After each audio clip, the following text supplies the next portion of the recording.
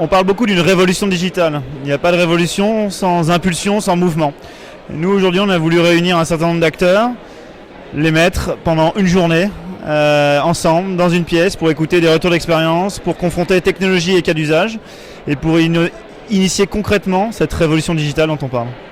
Ce changement, il ne va pas se faire sans douleur. Ce changement, il ne va pas se faire sans retrousser ses manches. Donc oui, il va nous falloir des héros, et notre conviction la plus profonde, c'est que la personne, la fonction la plus désignée pour initier ce changement et le conduire dans le temps, ce sont les RH.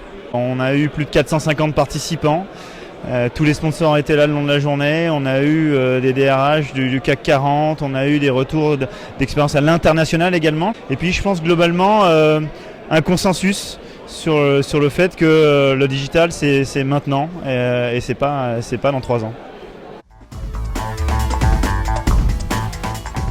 Il faut savoir que nous, on a dématérialisé dans notre cabinet nos bulletins de paye depuis peut-être la date de création de PeopleDoc, donc depuis 7 ans.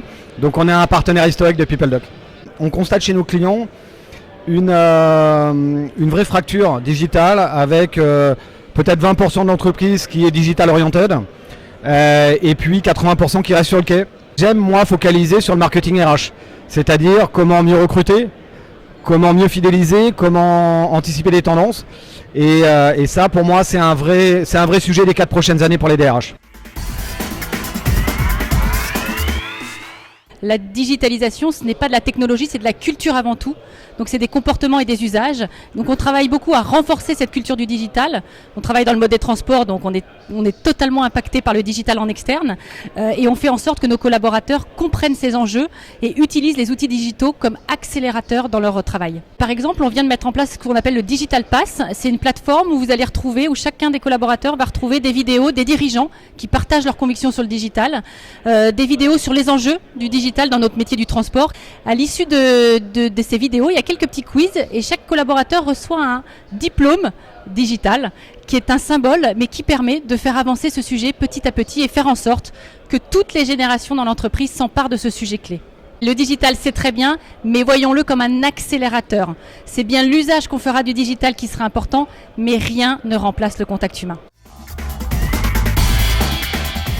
La fonction RH est aujourd'hui devant de nouveaux challenges. Il faut saisir le digital non pas comme étant un défi, quelque chose qui va mettre en risque ce qu'on sait faire, mais au contraire comme une opportunité de faire des choses différemment. On considère que notre modèle doit permettre aux salariés de se sentir bien, que fondamentalement des gens qui sont heureux dans leur travail, qui sont heureux dans leur carrière, dans leur poste, sont des gens plus productifs. Il faut être capable d'offrir non seulement des rémunérations qui soient compétitives, mais un cadre de travail qui soit agréable et un cadre de travail et des relations de management et des perspectives de carrière qui soient positives. Et dans ce sens-là, la fonction RH, elle a un rôle stratégique.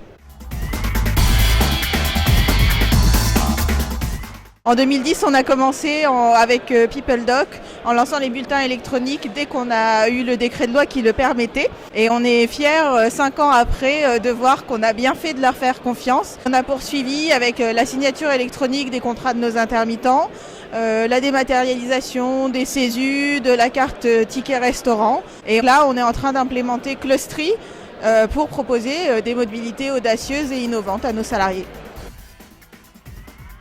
Je vous donne déjà rendez-vous pour le DHD 2007.